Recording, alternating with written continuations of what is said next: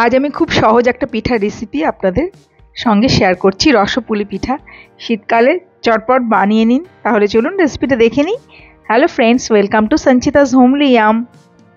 এই রেসিপিটার জন্য আমি নিয়ে নিয়েছি 1 বাটি নারকেল কোড়া। যে বাটি মেপে নারকেল নিয়েছি সেই বাটি মেপেই হাফ বাটি সুজি, হাফ বাটি গুড়, আর দিয়ে দিচ্ছি 1/4 টিস্পুন এলাচ গুঁড়ো। দিয়ে আমি সব উপকরণ একসাথে প্রথমে মিশিয়ে নিচ্ছি। তারপর লো ফ্লেমে আমি পাক দিয়ে নেব।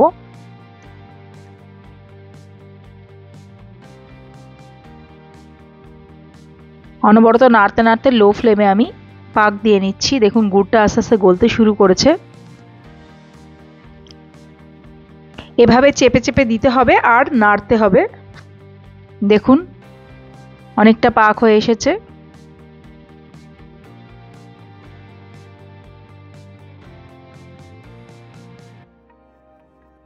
7 মিনিট হয়ে গেছে, পাক কমপ্লিট হয়ে গেছে। এবার আমি এটাকে একটা প্লেটের মধ্যে তুলে নিচ্ছি। নিয়ে একটু ঠান্ডা হলে আমি এর বল বানাবো। আমি হাতে একটু ঘি মাখিয়ে নিয়েছি প্রথমে। তারপর নারকেলটাকে এভাবে চেপে চেপে নিতে হবে হাতে আগে, তারপর গোল গোল করে বল বানাতে হবে। প্রথমে মুঠ করে নিতে হবে একটু চেপে চেপে, তারপর গোল গোল করে বল বানিয়ে নিতে হবে। একবার হাতে ঘি লাগিয়ে নিয়েছি শুরুতে, এখন নারকেলের থেকেই তেল বেরোচ্ছে, খুব সুন্দরভাবে গোল হয়ে যাবে। একটু চেপে চেপে নিতে হবে। দেখুন সবকটা বল আমার বানানো হয়ে গেছে। এবার আমি হাফ লিটার দুধ গরম বসিয়েছি, দুধটা ফুটে উঠেছে। এবার এতে আমি নারকেল আর সুজির বলগুলো দিয়ে দিচ্ছি। আঁচটা কিন্তু লো করে দিয়েছি।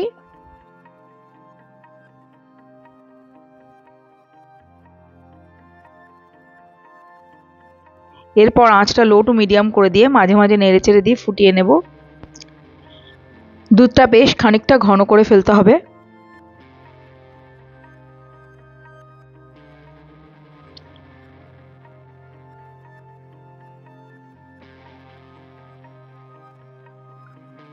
দেখুন অনেকটাই ঘন হয়ে গেছে। এই পর্যায়ে আমি দিয়ে দেবো 1 টেবিল চামচ গুঁড়ো চিনি।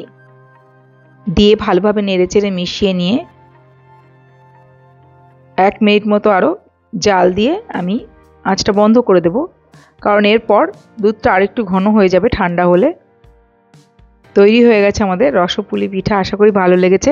ভালো লাগলে প্লিজ লাইক কমেন্ট আর শেয়ার করে দেবেন। আর নতুন বন্ধুরা আমার চ্যানেলটি সাবস্ক্রাইব করে পাশে থাকা বেল আইকনটা প্রেস করে অল করে দেবেন। তাহলে আমার সব রান্না নোটিফিকেশন আপনাদের কাছে পৌঁছে যাবে। অনেক ধন্যবাদ পুরো ভিডিওটা দেখার জন্য। ভালো থাকবেন। নমস্কার।